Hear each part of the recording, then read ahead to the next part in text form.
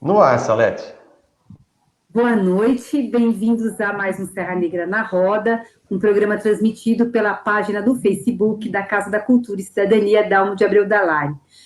Hoje nós vamos falar sobre nutrição saudável e para conversar sobre esse assunto nós convidamos o Lucas Berloni, que junto com a assistente social Fabiana Vasconcelos vai ministrar dia 20 de março um curso sobre nutrição saudável na Casa da Cultura e Cidadania Dalmo de Abreu Dalari.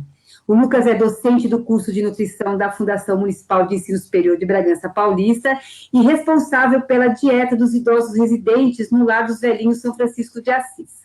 Boa noite, Lucas. Muito obrigada por participar aqui do nosso Serra Negra na Roda. Oi, Salete, oi, Mota, boa noite a todos aí, pessoal. Eu que fico lisonjeado, eu que agradeço aí o convite de poder fazer parte, né, deste projeto, de levar um pouquinho de conhecimento para a nossa população, né, de um assunto tão importante aí que são os bons hábitos alimentares. Então, eu que agradeço o convite. Legal. Eu vou começar perguntando para você sobre um projeto que você desenvolveu, acho que em 2016, quando você trabalhava, acho que no Conisca, e que era um projeto de emagrecimento pelo qual passaram, acho que uns 800 pacientes. Eu gostaria que você falasse um pouco dessa experiência e contasse para a gente, assim, quais são as doenças que, ou às vezes elas são decorrentes de uma alimentação não saudável, né, de uma alimentação incorreta, ou elas são controladas, muitas vezes, com uma alimentação saudável. Sim. Então, assim, eu vou começar falando um pouquinho deste projeto, né, que nós desenvolvemos aí nas unidades básicas de saúde. Então, eu me formei no final de 2015, e aí em 2016 eu tive a oportunidade de atuar, né, na UBS, na saúde, aí nas unidades básicas de saúde de Serra Negra. E o que acontecia? Eu fazia alguns atendimentos, né, ambulatorial, mas a gente começou a perceber que muitas das vezes os pacientes não iam adiante no tratamento ambulatorial. Então surgiu a ideia da gente criar um grupo de emagrecimento, né? O grupo que nós criamos chamava-se Medida Certa. E esse projeto foi muito bacana porque o que a gente pôde sentir?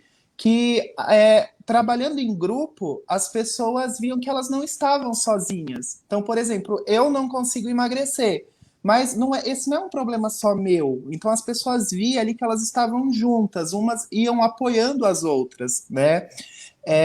E isso foi muito, assim, motivante, porque daí começou com umas palestras. Então, cada dia da semana eu fazia uma palestra em uma determinada UBS, né? Dos bairros, né? Então passava por todos os bairros e aí eu fazia essa palestra sobre hábitos alimentares saudáveis. Mas assim, quando a pessoa pensa, né, em nutricionista, hoje, graças a Deus, que está perdendo um pouco esse conceito, porque falou em nutricionista, a pessoa já vem na mente, nossa, eu não tenho dinheiro para fazer dieta. E aí as pessoas que participavam ali das reuniões, elas viam que, tipo, que não precisa você ter um poder aquisitivo, né, digamos, alto para você alimentar de forma saudável. Você só precisa aprender a fazer algumas escolhas saudáveis, né? Uma das coisas que eu falava bastante com eles no grupo é o seguinte, eu até cheguei a comentar que, assim, eu ficava muito triste, né, de ver, às vezes, eu via crianças falando, eu não como fruta, eu não como banana, eu não como maçã porque eu não tenho, meus pais não compram, meus pais não têm como comprar. Daí você investigar essas crianças, por exemplo, mas por quê? Não tem, porque não tem dinheiro. Mas aí você vê que a criança saía ali da escola e já ia, tipo, numa loja de R$ 1 e já comprava, né, um pacote de salgadinho, acabava substituindo muitas das vezes uma fruta, né, por um salgadinho, por um alimento industrializado. Então a gente começou a perceber que, na verdade, não é que eles não tinham condições para se alimentar de uma forma saudável, eles não tinham estímulo de hábito, né? A gente sabe que quanto mais as crianças são estimuladas, né, a experimentar novos alimentos, tem até uma autora que estuda muito comportamento alimentar infantil, que ela diz, você só vai dizer que seu filho não gosta, por exemplo, de brócolis, depois que ele experimentar o brócolis por pelo menos 10 vezes. Então a gente via que não tinha esse estímulo, né, mesmo, e aí, né, a criança acaba crescendo, vai para a fase adulta, e aí a gente entra com esse papel de ensinar a pessoa a se alimentar, né, e isso também não é de uma hora para outra, porque a gente não leva, por exemplo, 1, 2 dias para desenvolver, né, um hábito. A gente leva dias. E mudança de hábitos também exige mudança de comportamento. Então a gente ia trabalhando aos poucos, né? Cada encontro, né, no grupo, a gente trabalhava uma atividade focado sempre no comportamento alimentar.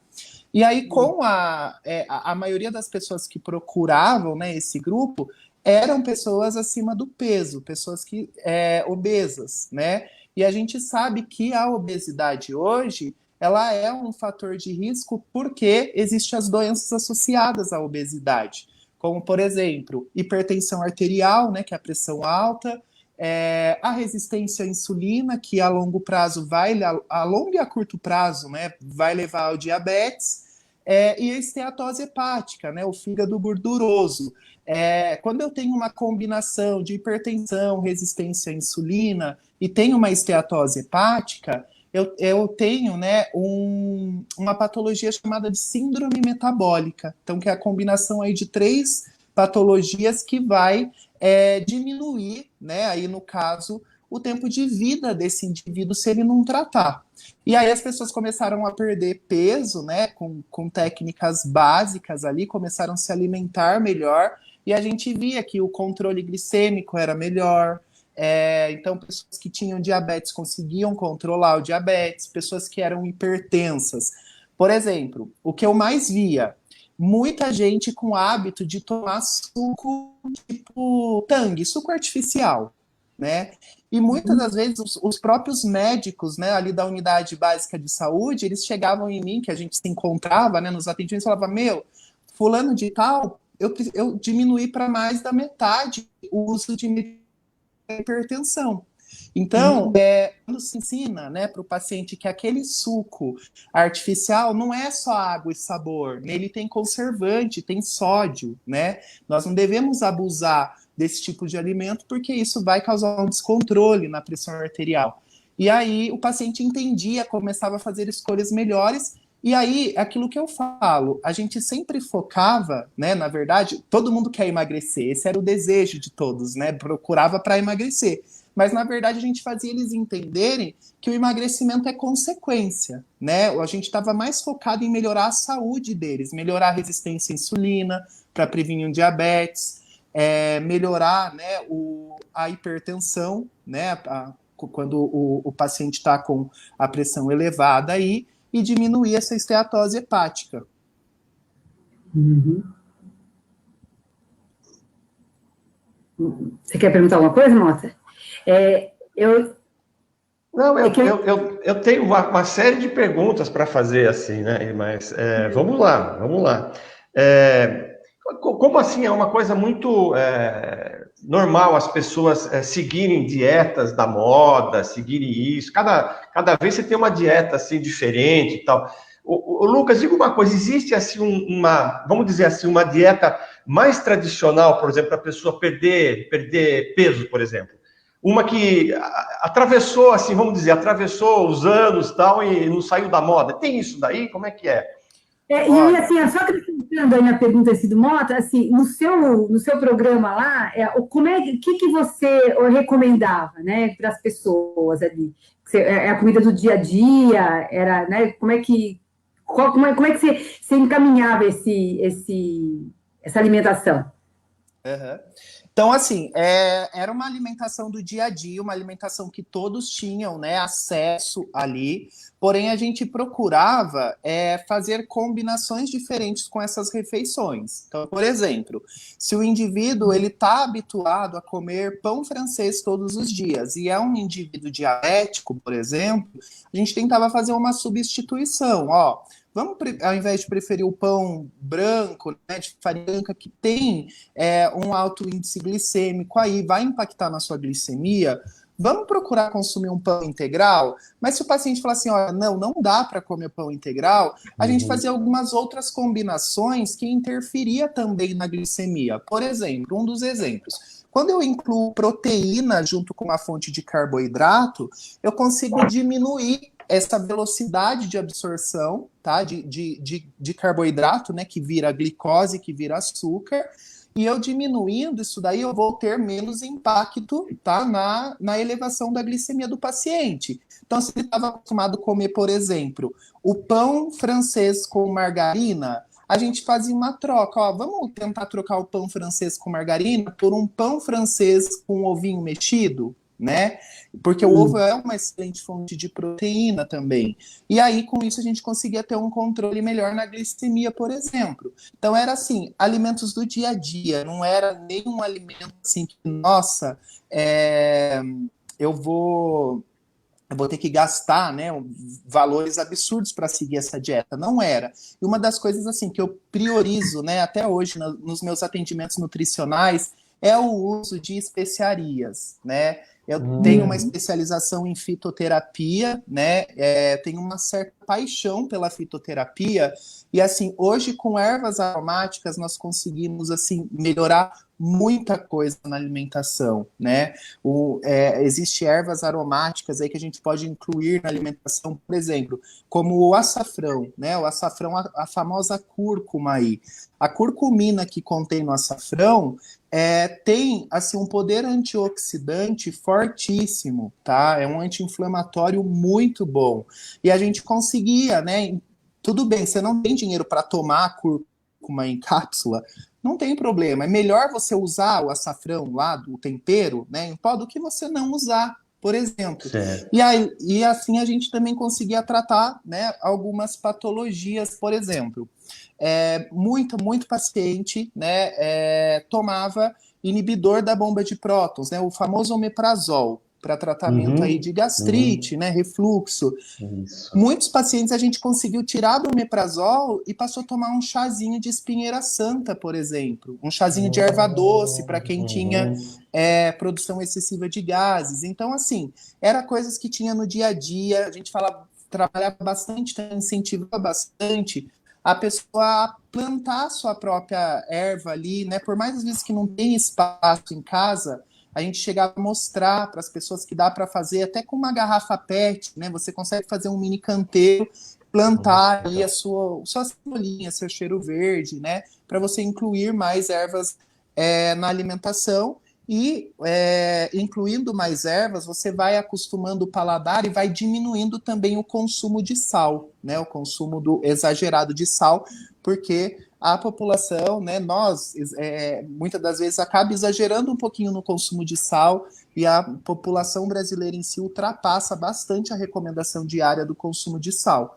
E aí com essas ervas a gente conseguia ir diminuindo, né, esse consumo exacerbado de sal, por exemplo, na alimentação, aí já controlava mais a pressão arterial também. E a gente ia trabalhando dessa forma, com alimentos que tem no dia a dia, porque não adianta você prescrever um planejamento alimentar para o paciente fora da realidade.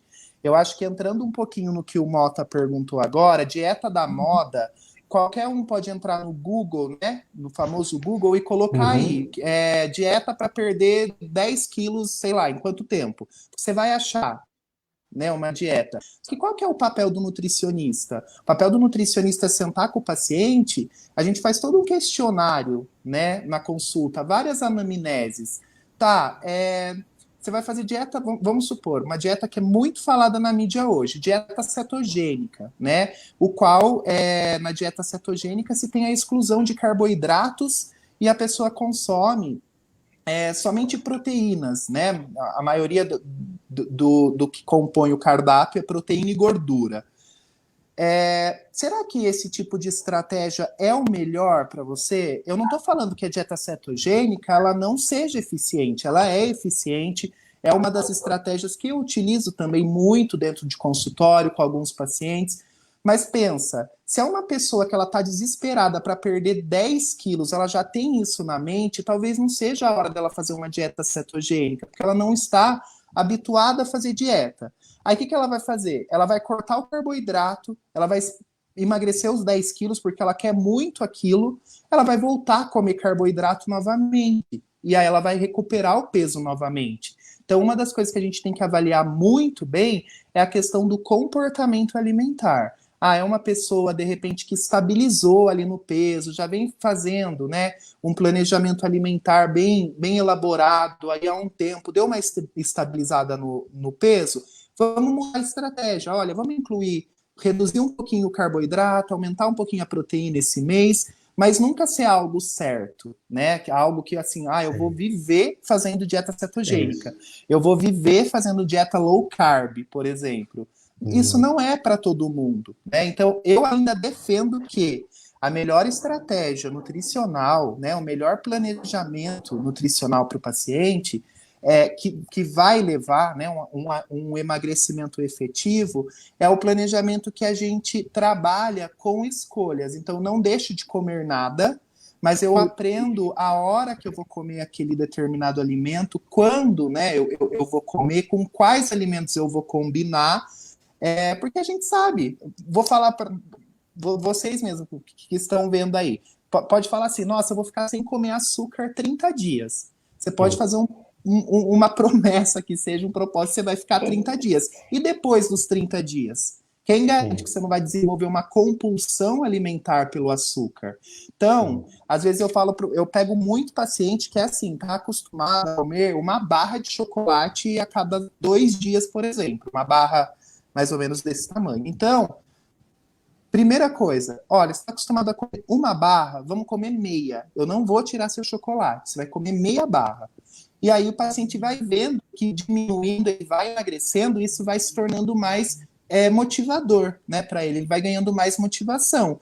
Vai chegar uma hora que ele já não sente mais necessidade de comer, tipo, todo dia o chocolate. Então, quando a gente vai fazendo mudança aos poucos, tem mais chance dessas mudanças permanecerem aí por um longo prazo.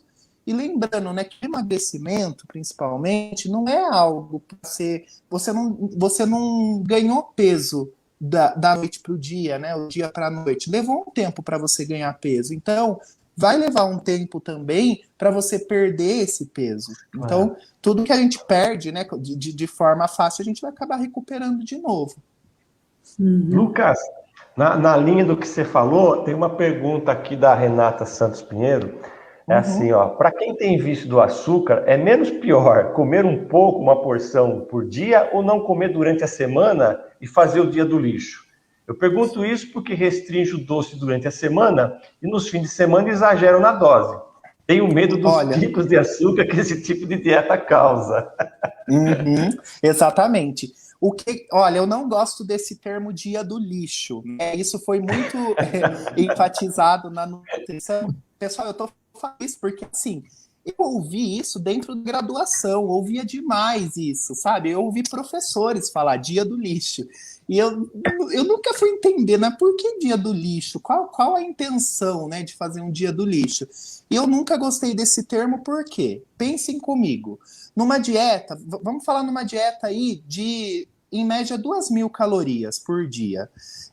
Para o indivíduo que ele precisa, né, perder peso. Então, vamos supor que você faça uma restrição de 300 calorias por dia, né, durante a semana.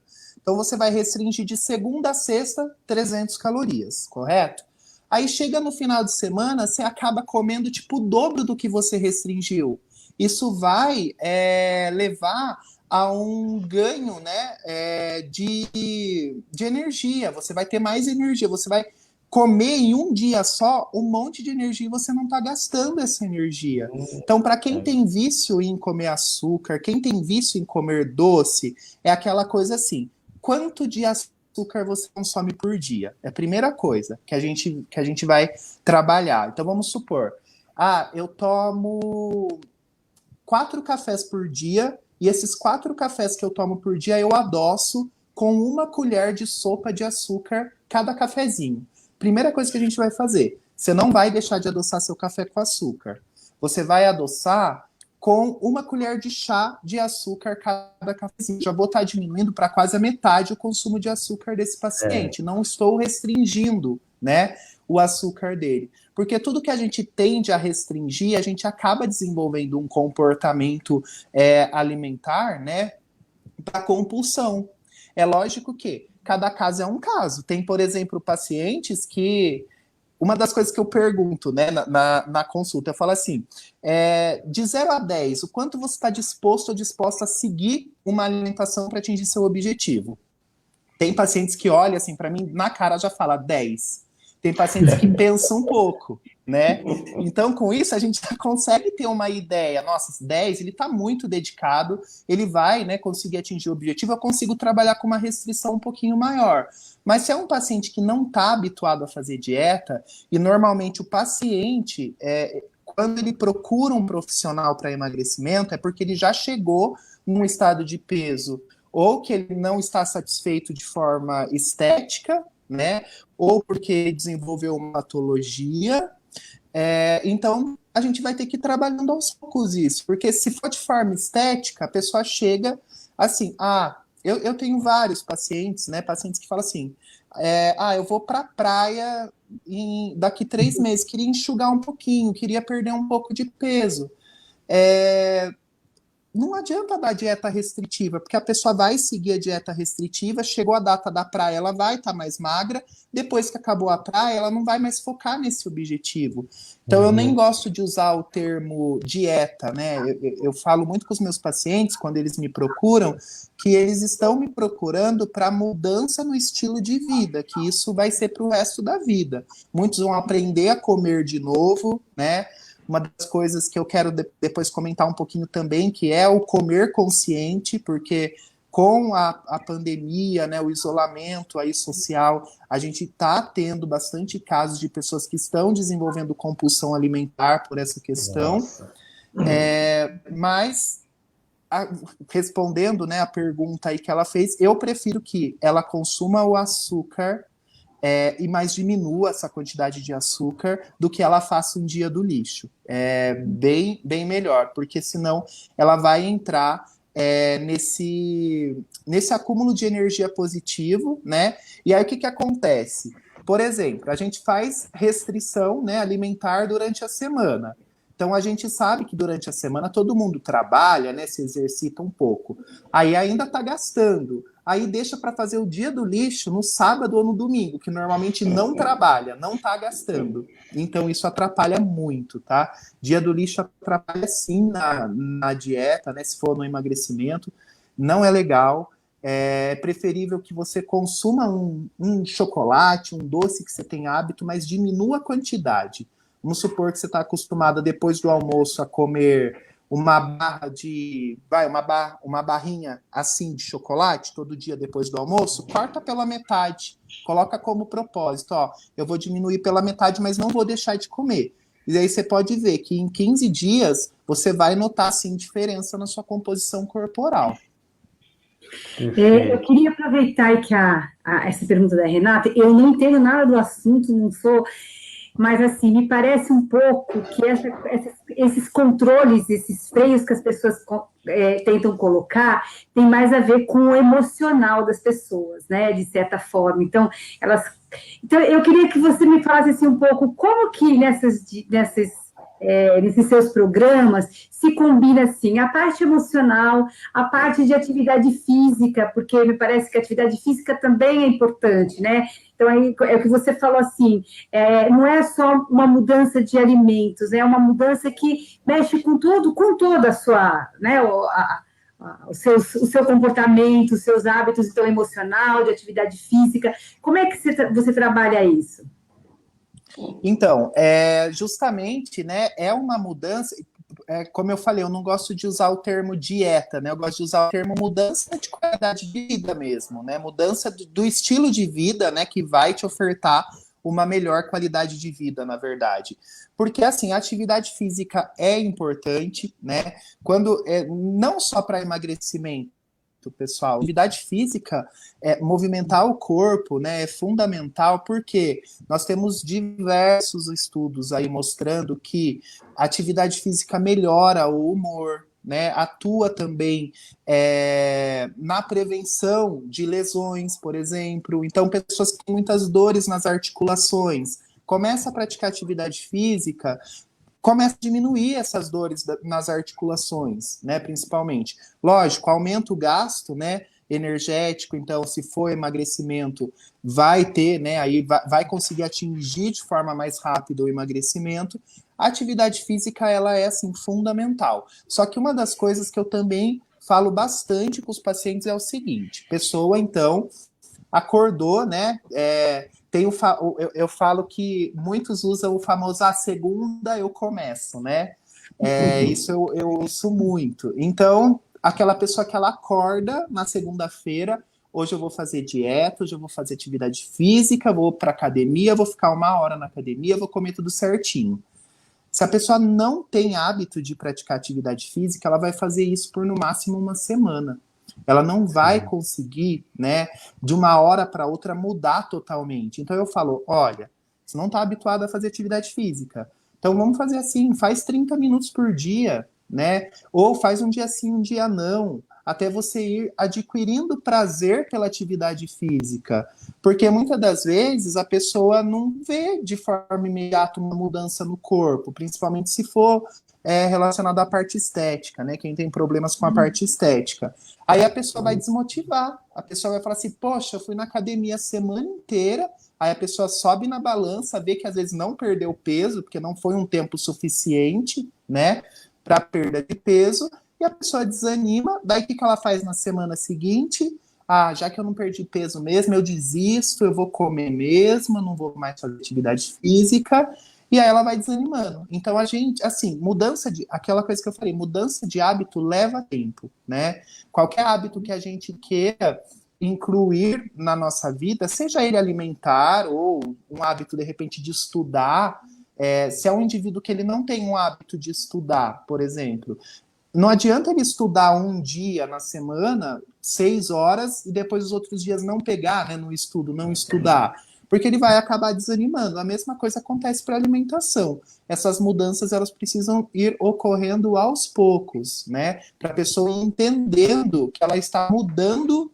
o estilo de vida dela. E isso que vai trazer, né, melhora na qualidade de vida. Então, nada que vai fazer muito extremo vai dar certo. Tem que ir fazendo essa mudança constante, isso é fundamental. E aproveitando aqui, né, a deixa, hoje eu vejo assim, muitas pessoas também que me procuram, né, até vêm falar comigo, tipo, são vítimas de preconceito, né? Eu já tive vários pacientes que me procuraram porque, assim, houve dentro de casa, né? Às vezes o esposo faz um tipo de comentário, ou alguém que vive ali, né, em casa faz um tipo de comentário, nossa, você está muito acima do peso, o que aconteceu, né? E essas pessoas vêm assim muito frustradas, né? Já querendo emagrecer para provar para alguém, né? Para provar, por exemplo, para o esposo que é capaz, né, de emagrecer. E muitas das vezes isso não ocorre, porque a pessoa vem já com esse anseio, né, de emagrecer. Então eu sempre falo para os pacientes, sempre trabalho isso em grupo também, que para a pessoa não pensar que ela está fazendo, né, uma dieta, um planejamento alimentar para provar algo para alguém. Para ela pensar que ela está fazendo para melhorar a qualidade de vida dela, e o emagrecimento ele vai vir como consequência, que o mais importante é a saúde, né, em si. O envelhecimento ele vai ocorrendo como consequência. Você tem um ponto aí que eu acho assim que hoje é muito importante, que é essa coisa do padrão de beleza e que é acentuado com as redes sociais e principalmente com esses vendidos desses filtros. As pessoas, elas põem os filtros, elas veem as pessoas cheias de filtros e aí elas querem ser aquilo que elas inventaram ali. É uma pessoa que é um personagem que as pessoas inventam e aí elas querem reproduzir na vida real aquilo, não é isso? Eu queria que você falasse um pouco sobre isso, quanto que essa visão distorcida que as redes sociais faz com que as pessoas tenham sobre ela e sobre os outros também, porque aquela pessoa que você vê ali perfeita, ela também não existe, não é isso? Exato, exatamente. Isso assim é muito triste também. Lá em Bragança, né, onde eu sou docente, eu sou responsável pelo estágio de nutrição clínica e nós recebemos todos os tipos de paciente, né? todos os tipos de patologia nós atendemos, né? É supervisionado por mim, tem uma professora de materno-infantil, e assim, a gente viu agora, principalmente na pandemia, como está crescendo o desenvolvimento de transtorno alimentar, principalmente por adolescentes que acompanham o Instagram.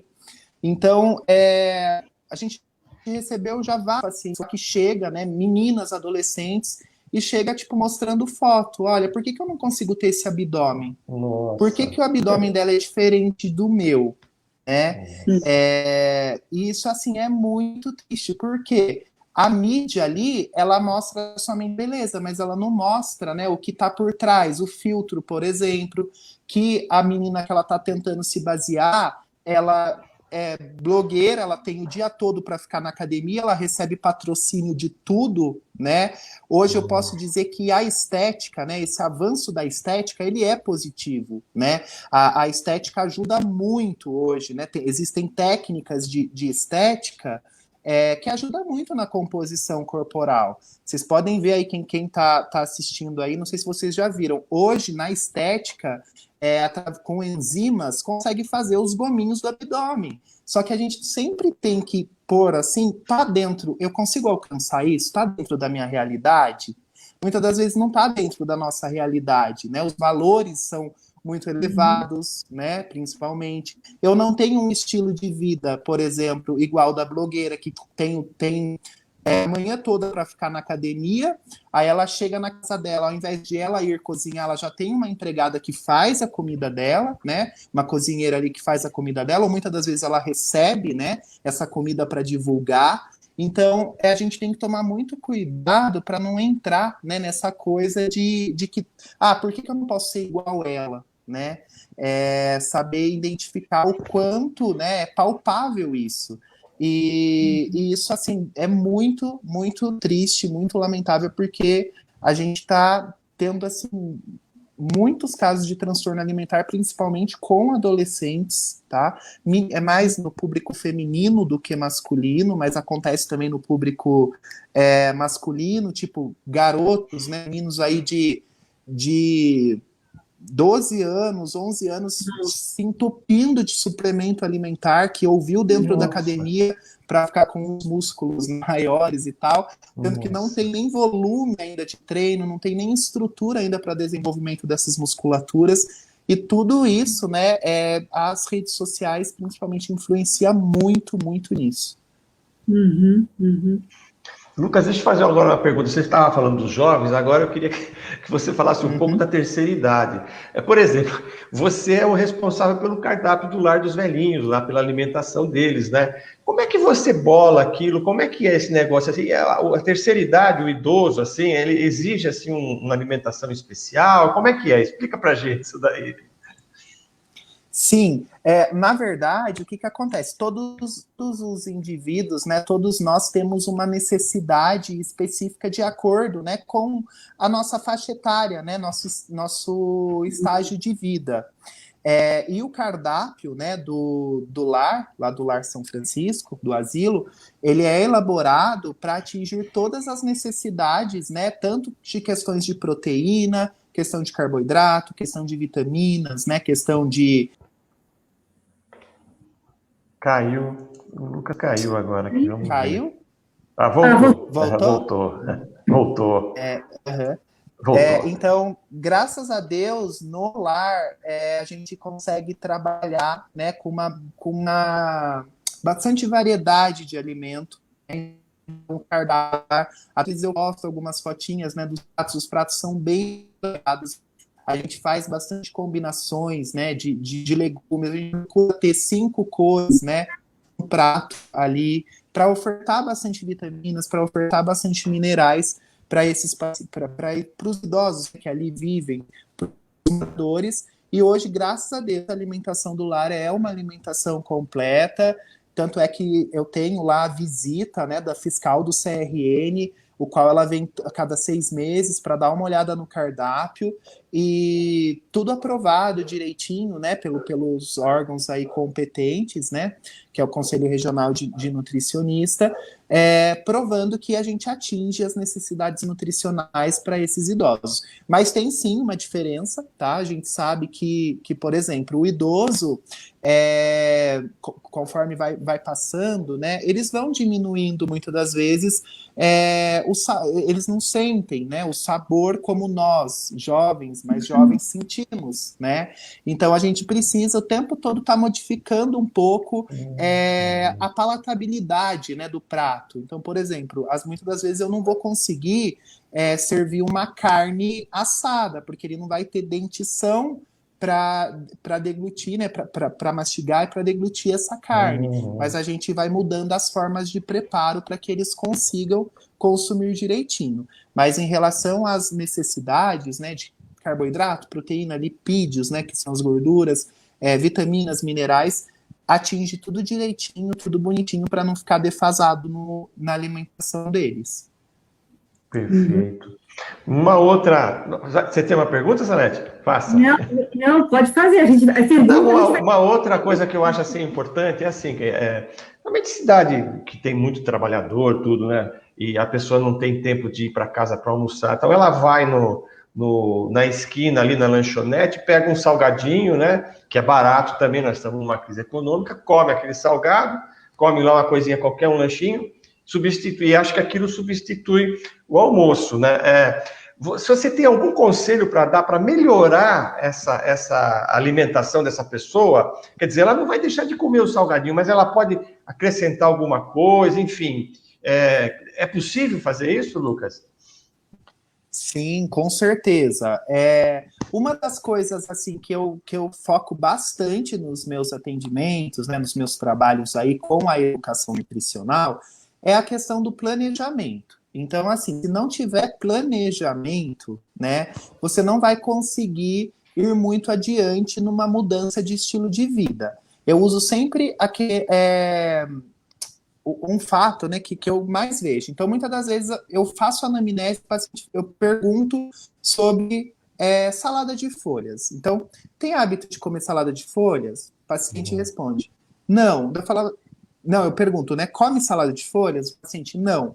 Aí eu pergunto, por quê? Né, não come? Não gosta? Não tem hábito? O paciente fala, pensa um pouco para responder, né? Eu falo, você gosta? O paciente fala, gosto. Eu falo, mas então por que não come? Porque tem que lavar, porque eu não tenho tempo para preparar. Então, assim, tudo isso a gente consegue, né, ensinar o paciente a se planejar. Então, uma das coisas que eu mais falo é dividir as tarefas da casa. Se vive você e seu esposo, você cozinha, o seu esposo fica com a parte da louça, né? O simples fato de você organizar, né, as tarefas de casa, isso já vai, assim, melhorar muito a composição da alimentação. E ter um planejamento, né? Uma das coisas que eu dou para os pacientes é uma tabelinha que tem segunda, terça, quarta, quinta, sexta, sábado e domingo. Ele escrever, né, nessa tabelinha o que ele vai comer. Porque quando você se planeja, você anota, tem mais chances de dar certo, né? Então, assim, se você chegar em casa do trabalho cansado, né, trabalhou lá o dia todo, aí você chega cansado, você não vai lavar a salada mesmo para comer.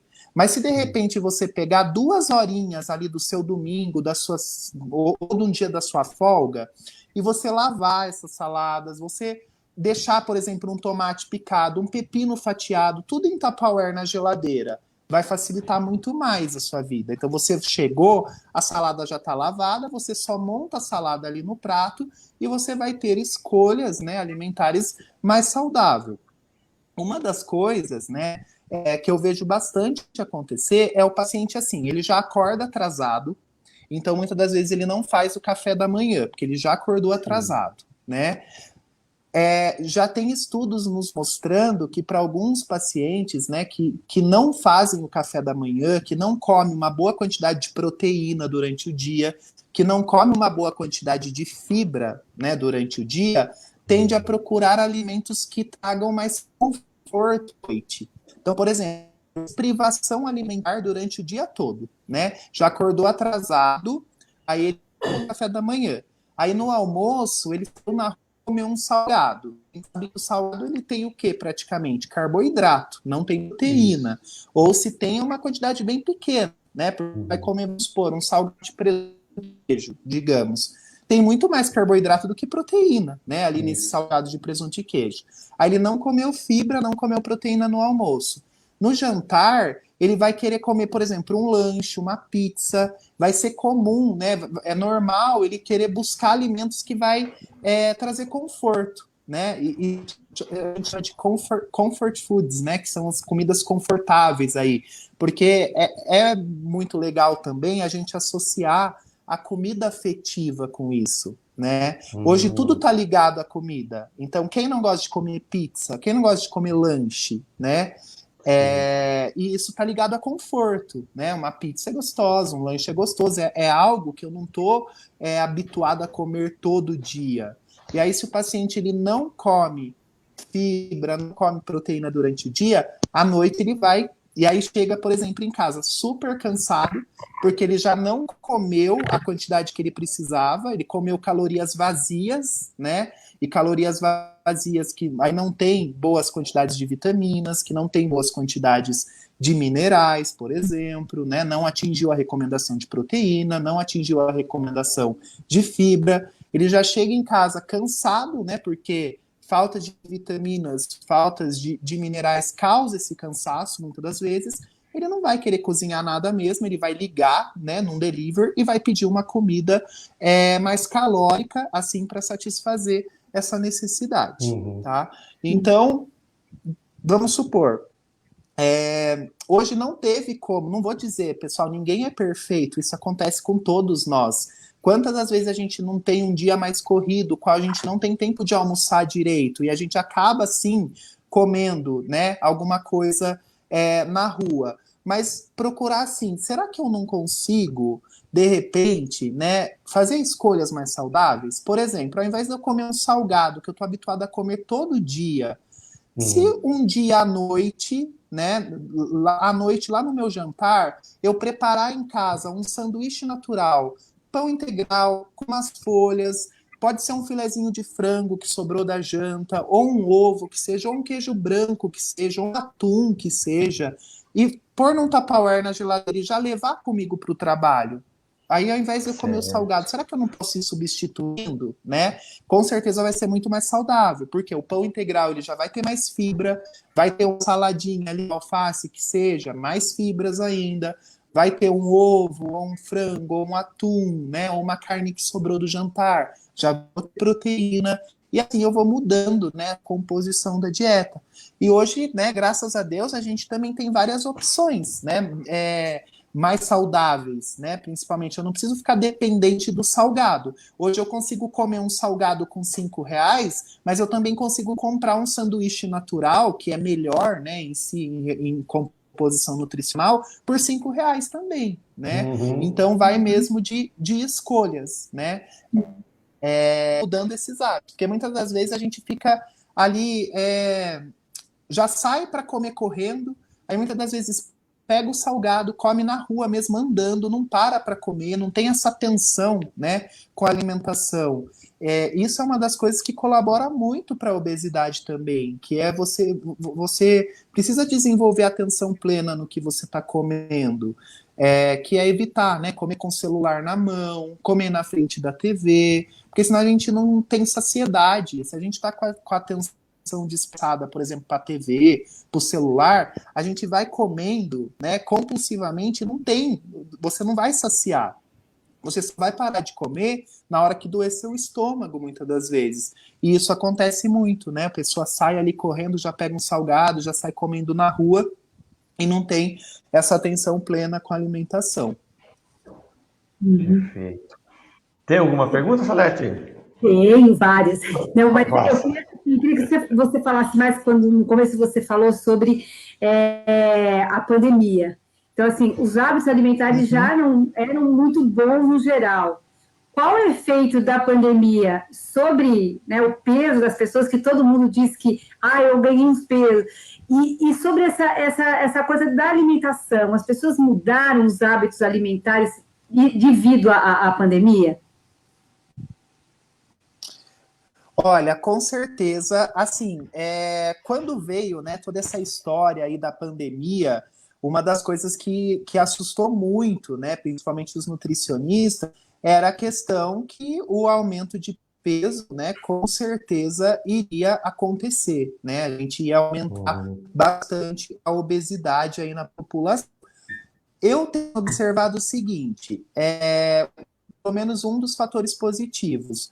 Eu tenho pacientes que perderam um pouco o controle por questão da pandemia e ganharam peso, mas eu também tive bastante pacientes que agora, por exemplo, estão em home office e estão conseguindo dar uma atenção melhor para a alimentação. Então, isso foi uma das coisas que a gente meio que não esperava. Eu tenho alguns pacientes, por exemplo, que o fato de não estar viajando mais, né, andando de um lugar para o outro, estar trabalhando em home office, deixou de comer, né, fora de casa todos os dias e começou a preparar a alimentação. E isso foi muito bom, porque a pessoa, aquela coisa, eu estou em home office, mas eu estou trabalhando. Então, eu não vou ter tempo de parar meio-dia para cozinhar o meu almoço, para poder almoçar e voltar a trabalhar, né? Então, o que a gente trabalha? Olha, então vamos planejar assim, vamos fazer as marmitinhas. Você pega um dia ali da sua folga, um dia que você está mais tranquila, faz as suas marmitinhas, não tem problema você congelar as suas marmitinhas para facilitar aí o seu dia a dia. Isso foi muito bom. Mas, também ao contrário, a gente sabe que pessoas, né, que têm aí, que ficaram em isolamento social, desenvolveram também a certa compulsão por alguns alimentos. Por quê? Ficou angustiado, muitos perderam o emprego, né? A gente vê aí que muitos estão hoje sem trabalhar. E o simples fato, vamos supor, de perder o emprego gera, né, um impacto emocional muito grande, e a pessoa, se não tiver um controle, não tiver um acompanhamento psicológico, né, bonitinho, a pessoa vai acabar descontando na comida, né? Então tá em casa, por exemplo, sem emprego, né? Aí não procurou nenhuma outra atividade para ocupar, né, aí a mente. Aí a pessoa vai comer, né, como uma forma imediata de aliviar aquele sentimento que ela está tendo, de angústia, né, de medo, muitas das vezes, né, de medo de não conseguir um outro emprego, e tudo isso ela vai descontando na comida. Por quê? O comer nos traz um bem-estar momentâneo, né? Então, às vezes, a gente está ansioso, a gente come um chocolate, a gente associa, né? Muitas das vezes isso, nossa, preciso comer alguma coisa, que eu estou ansioso e tal. Aí eu como. Ali, de momento, essa ansiedade vai passar. Só que depois ela retorna, né? Muito mais... Como que eu posso dizer? Ela vai retornando com mais frequência. E aí você vai entrando num círculo vicioso. De tudo, uma frustração que tu teve, você vai comer, né? A gente chama isso de autossabotagem. Então, por exemplo, meu chefe chamou minha atenção, eu vou comer. Hoje eu não tive um dia bom, então eu mereço não praticar atividade física hoje. Eu mereço comer uma pizza, porque não tô bem. E a pessoa vai entrando nesse círculo vicioso, e se não tiver um acompanhamento, né, profissional, né, bonitinho, não consegue mais sair desse círculo vicioso e vai aumentando o peso.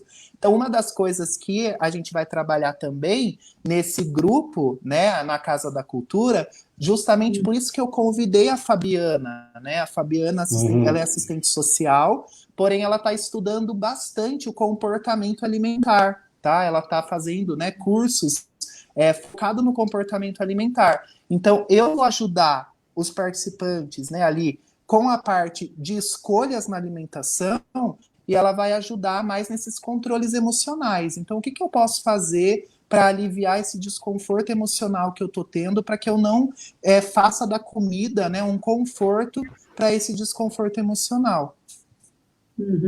Que ótimo que você já falou aí sobre esse programa da casa, que você vai fazer com a casa.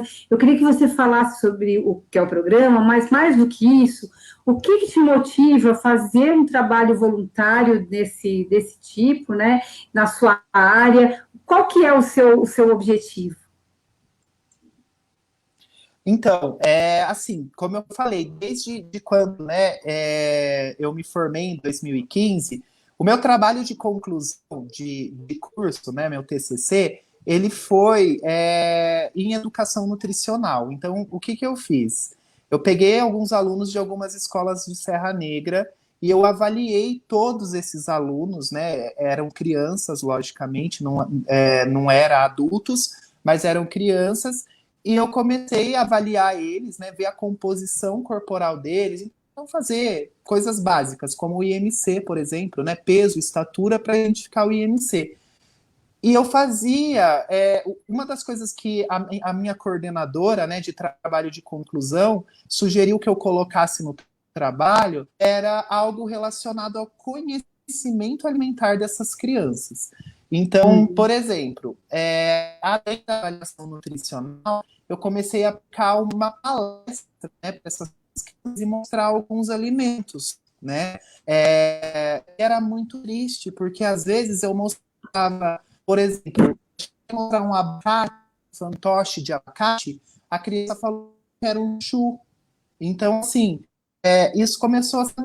Eu não entendia isso. Nossa, como que ela fala que um abacate, né, uma criança que já tinha capacidade de identificar frutas, tá? Fala que é um chuchu.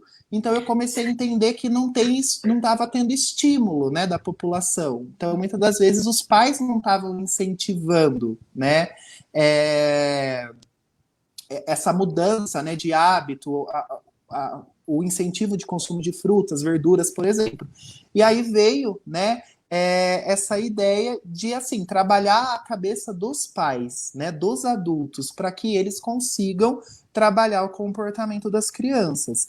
E, assim, o que me motiva mais nossa, é muito gratificante, né, como eu falei, eu atendi em média, quando eu trabalhei, aí tive a oportunidade de trabalhar na UBS, eu atendi em média 800 pacientes. Logicamente que eu não lembro o nome de todos, mas às vezes encontro com um ou outro na rua e eles comentam, nossa, acho que semana retrasada eu encontrei com uma paciente, eu logicamente não lembro o nome, mas eu lembro da pessoa, ela falou, nossa, sabe aquela dieta que você me passou? Eu ainda tenho lá na geladeira e eu sempre sigo ela direitinho e tá dando tudo certo. Então isso é muito gratificante. Ver que a pessoa tá ali, não importa se ela vai perder 20 quilos em 2 anos, eu não estou interessado nisso. Mas eu quero, o meu interesse é ver que ela está se esforçando, que ela está cada dia fazendo um pouquinho melhor pela alimentação dela, pela saúde dela. Então, isso das pessoas me encontrarem na rua, de falarem e tal, olha, lembre e tal, daquela palestra, não sei o que tem, olha, eu nunca mais tomei suco artificial, viu? Então, isso é muito gratificante. Legal, É bem legal. bacana para mim. E o projeto que você vai desenvolver na casa, ele não é voltado só para a pessoa que tem sobrepeso, não, é uma coisa muito mais ampla, não é isso? Sim, exatamente. O projeto seria, né, que eu vou desenvolver, seria uma continuidade. Então, em levar bons hábitos alimentares, né, para a nossa população, seja ele focado no emagrecimento ou não. Então, por quê? Hoje, ao mesmo tempo que eu critico um pouco a mídia, né, com o alto aumento, por exemplo, de transtorno alimentar, né, da imagem corporal, que a gente discutiu um pouquinho, eu também acho que o avanço, né, da mídia contribui de forma muito boa para mudanças de hábitos alimentares também para o lado bom. Porque hoje você consegue seguir, né, aí no Instagram, no Facebook, várias páginas, né, de receitas saudáveis, né? Você acaba vendo uma receita, você acaba fazendo. Então, isso vem contribuindo também para mudanças, né, de hábitos da população. Então, se o indivíduo ele já tem um hábito alimentar saudável, ele já come de forma saudável, ele não está fora do peso, ele também pode participar desse projeto. De repente, ele vai acabar melhorando alguma coisa, o qual vai interferir, por exemplo, na melhora da glicemia dele. Se é um indivíduo, às vezes tem indivíduos que comem direitinho, né? Mas tem ali a pressão arterial um pouquinho alterada. Então, é legal participar desses projetos que a gente vai além, né? A gente não vai ficar focado só em alimentação. A gente vai passar, por exemplo, receitas que ele pode substituir, para melhorar, né, de repente, a pressão arterial. Uma das coisas que a gente ensina a fazer, que eu vou ensinar, né, fazer, é o sal de ervas, né? Então, utilizar as ervas aromáticas como substituto do sal, muitas das vezes. Então, assim, é para todo tipo, né, de população, seja emagrecimento, seja controle de alguma patologia. A intenção é a gente fazer mudanças, né, fazer escolhas mais saudáveis. Então, em nenhum momento eu vou falar assim, olha, você nunca mais vai tomar refrigerante, você nunca mais vai comer chocolate, você não vai mais comer salgadinho, você não vai mais comer pizza. A gente vai fazendo escolhas, né, tratando de mudanças, pequenas mudanças que vai interferir a longo prazo aí na qualidade de vida, né, na melhora da qualidade de vida desses pacientes. Perfeito. Eu acho que eu vou participar, porque eu não sou boa para cozinhar, mas quem cozinha sou eu aqui, eu tenho que cuidar da qualidade da alimentação. É verdade, mas é importantíssimo, né? Até um pouco isso, não sei se o Mota ia perguntar, mas eu ia perguntar assim, como é que a gente forma um bom, uma pessoa que come de uma forma saudável, que começa lá na infância, né? Que a gente sabe que é isso. Mas tem alguma receita ali que ao longo da vida você vai adquirindo um hábito saudável de se alimentar? O que assim, tem alguma dica? Então, é quando a pessoa lá no início da vida, ela já é incentivada, né, a comer salada, comer legumes, comer frutas, esses hábitos eles vão sendo moldados, né, no decorrer da vida, e aí as pessoas, esse indivíduo na fase adulta, dificilmente ele vai ter dificuldade, né, para aceitar esses alimentos. Mas hoje o que acontece muito é o seguinte: qualidade é muito diferente de quantidade. O que eu associo, muitas das vezes as pessoas chegam para mim e falam assim, nossa, eu como tão pouco, não sei porque eu estou engordando. Aí a gente tem que ver a qualidade, porque não vai te oferecer qualidade, né? Não vai te oferecer boas quantidades de vitaminas, minerais, uma boa quantidade, né, de fibras, por exemplo. Então, isso é fundamental, a gente saber separar qualidade de quantidade, né? Aí, o que eu mais vejo, às vezes eu prescrevo o planejamento alimentar, o paciente olha assim para mim em choque, fala assim, eu vou engordar. Eu não como isso que você está me passando e eu estou engordando, você vai me pôr mais comida, né? E aí eu falo para o paciente, confia em mim, vamos mudar a qualidade, não fica preocupado com quantidade. Uma das coisas assim que eu venho trabalhando muito hoje, com muitos pacientes, chegou no consultório já querendo quantidade, eu já falo, esquece. Você vai comer, nesse primeiro mês, você vai comer arroz e feijão sem contar a quantidade. Você vai pôr lá até você se saciar. O paciente volta no retorno, na consulta, perdeu 3, 4 quilos, só mudando a qualidade da alimentação e não a quantidade em si, né? Então, no decorrer, né, da vida, o paciente ele vai aprendendo a mudar a qualidade da alimentação. E muitas das vezes, o que acontece? Com esses fatores, né, a gente chama fatores externos, por exemplo, vida agitada, né, falta de planejamento, a pessoa às vezes até tem bons hábitos alimentares, mas por questão desses fatores acaba deixando de praticar esses bons hábitos. Então, por exemplo, aquilo que eu falei, a pessoa ela gosta de comer salada, ela gosta de comer fruta. Por que não come? Ah, porque eu não tenho tempo de lavar. Ah, porque a minha vida é muito corrida, né? Eu não consigo me planejar para isso. Então, muitas das vezes, usando, né, algumas técnicas que nós utilizamos, de anotar. Uma das técnicas que eu gosto muito é de anotar. Então, anotar, fazer um diário alimentar, anotar o que você vai comer no dia seguinte, o que você vai planejar para comer no dia seguinte. Essa é uma das técnicas que dá muito certo, né? Você já se planejar, de repente, uma semana ali. O que você vai cozinhar nessa semana? Então, muitas das vezes, a gente precisa ensinar esses pacientes a voltar num ritmo, né? A comer de forma correta, porque ele gosta do alimento, mas ele só perdeu, né, o controle ali, ele acabou entrando num círculo vicioso. Muitas das vezes não tem colaboração da família também, né, que vive ali, e aí a gente precisa moldar a família toda. Por exemplo, eu atendi um paciente, eu não tenho muito, eu não atendo muitas crianças, mas uma ou outra que me pedem eu acabo atendendo, mas eu fico mais com nutrição na vida adulta, né? Mas eu atendi uma criança, para vocês terem ideia, diabético tipo 1, que tomava 2 litros em média de Coca-Cola por dia, de refrigerante por dia. E assim, a gente conversando ali, do nada, né?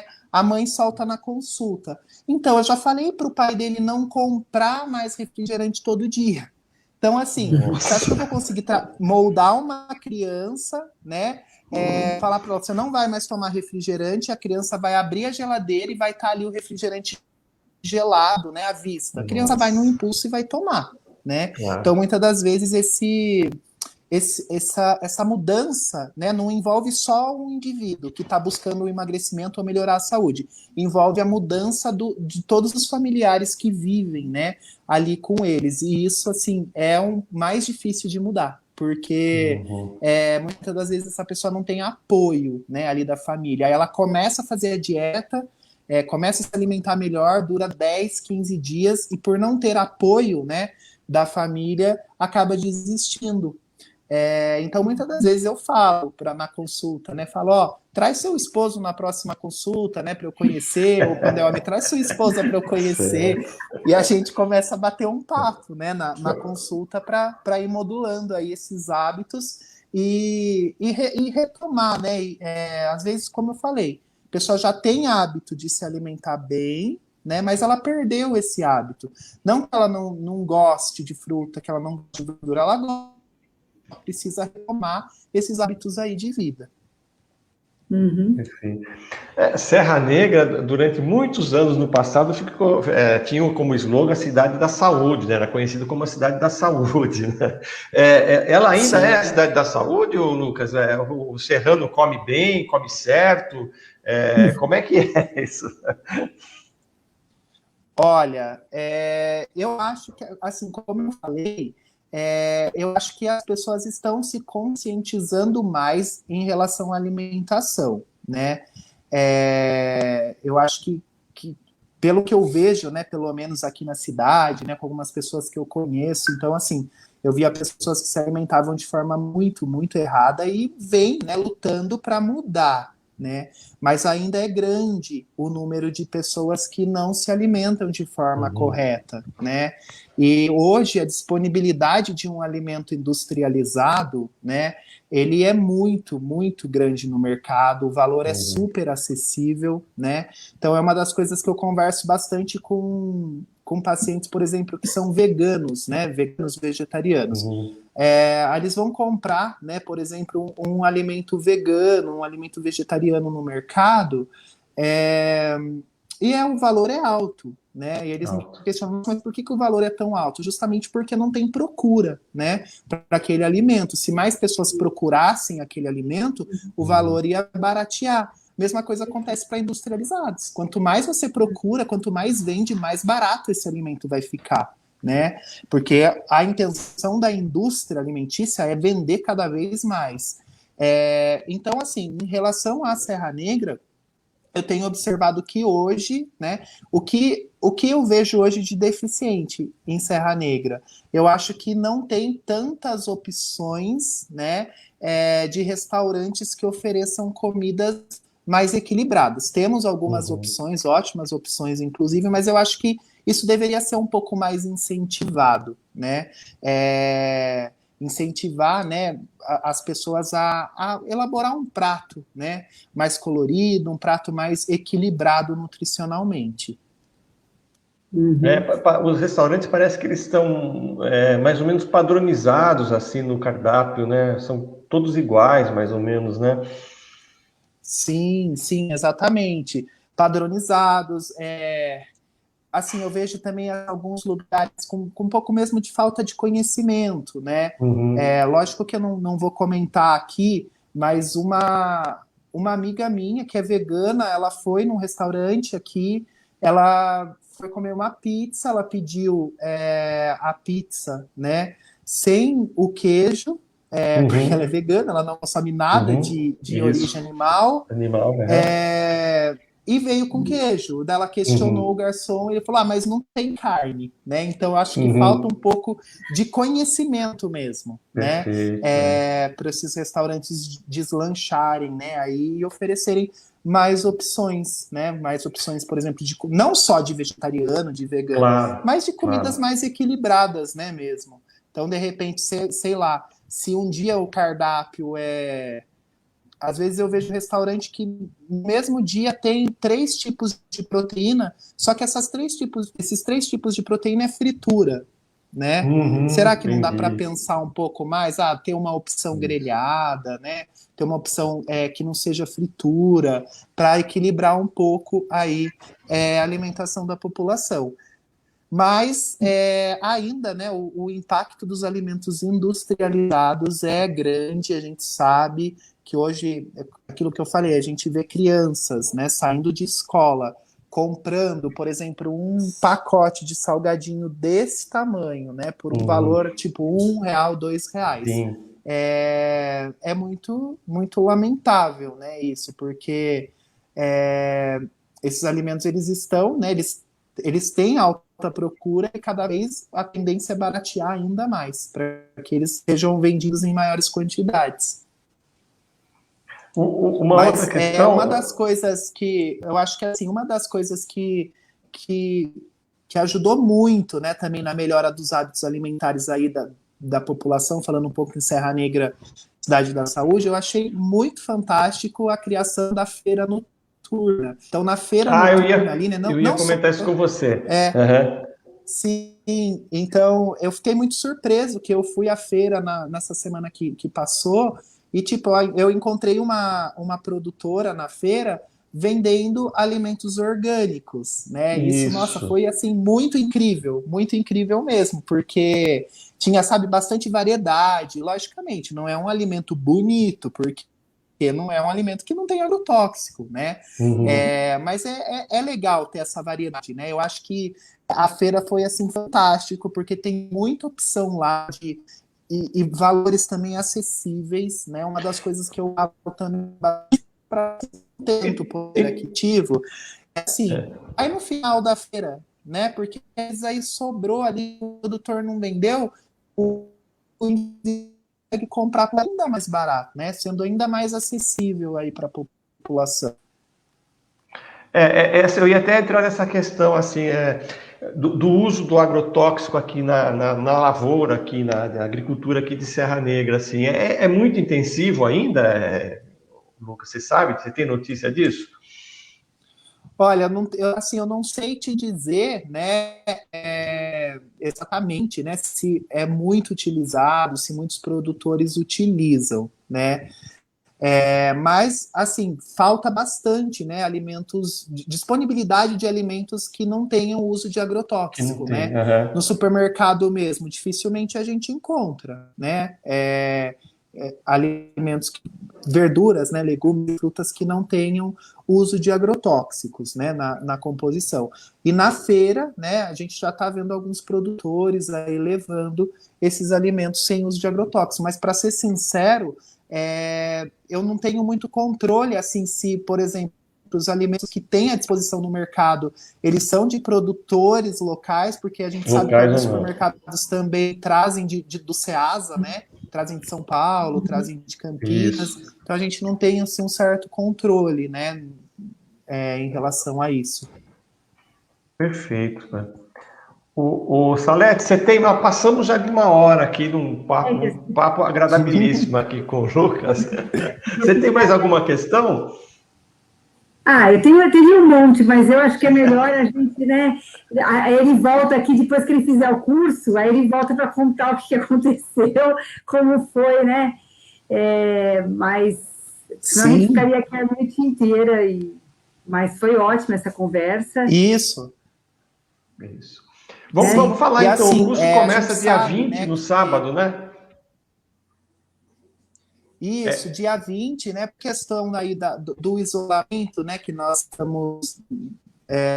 as regras, né? Aí de do isolamento social, o que eu comentei é o seguinte, que mesmo se a gente, por exemplo, vamos supor que dia 20 a gente não seja liberado para fazer de forma presencial, nós já vamos começar de forma online, por vídeo mesmo, tá? Legal. Então, para as pessoas já irem se habituando com o grupo, né? Quem quiser já entrando para ir participando, a gente vai iniciando, né, de forma online, assim, por vídeo, conversando, a gente faz um grupo, e aí, quando a gente estiver liberado para começar presencial, a gente começa de forma presencial.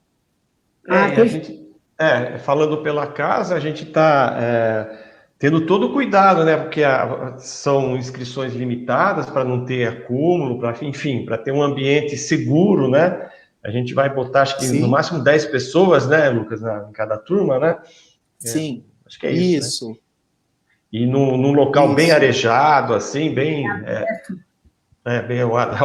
quase o ar livre, assim, né? Enfim, vamos tomar todos os cuidados, né? Então fica aí o convite para quem quiser, né, participar, é só entrar no Facebook da Casa da Cultura, né? E fazer a inscrição por ali, mandar uma mensagem com o nome e tal, e fazer a inscrição. A gente já está com algumas inscrições já, né? Daqui a pouco a gente já fecha a primeira turma aí. Ótimo, isso, então. Bacana. Gente. Legal. E assim, pessoal, é uma das coisas que eu queria, só para fechar, comentar com vocês, que vocês, seja emagrecimento, né? Às vezes está acima do peso, você não está sozinho, né? Essa é uma das coisas que a gente sempre trabalha em grupo. Existem mais pessoas que têm as mesmas dificuldades, tá? Que vocês. E no grupo a gente consegue trabalhar isso, porque isso acaba ficando aumentando a motivação. Então, às vezes, sei lá, a gente vai pesar, né? A gente vai fazer uma pesagem e tudo mais no grupo, mas vamos supor, você voltou, né, depois de 15 dias, seu peso não mudou, mas você vai ver que, de repente, da sua amiga ali, né, da sua parceira, também não mudou. Então, não é você, né? Nós estamos todos juntos aí. Cada coisinha que conseguir melhorar a cada dia, né? Vamos supor, eu comecei a comer, vamos supor, verdura, ou pelo menos uma vez ao dia. Já tá ótimo. No dia seguinte, nossa, meu marido também começou a comer verdura, né? Por exemplo, é essa a minha intenção. É passo de formiguinha mesmo, não é rápido, eu entendo isso, mas é levar, né, bons hábitos aí alimentares para a nossa população, né? A gente sabe que tendo, né, bons hábitos alimentares, a gente consegue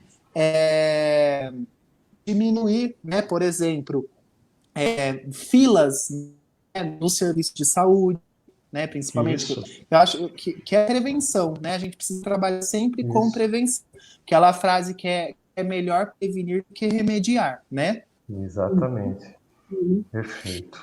E lembrar que o curso é gratuito, né? Sim, gratuito, inteiramente gratuito. Isso, importante isso. Bom, então, vamos encerrando então hoje, Salete.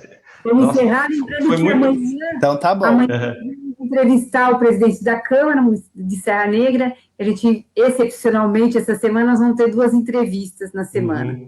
Isso. Legal. Então, obrigada a todos. Agradecer a participação do Lucas nesse bate-papo muito elucidativo, muito didático, muito interessante, né? E a gente volta a falar depois aí, né, Lucas? Vamos voltar depois. Com certeza. Muito obrigado. Estou à disposição. Muito obrigado, gente. Até amanhã, então. Tchau, pessoal. Boa noite Obrigada a vocês. Tchau. Tchau.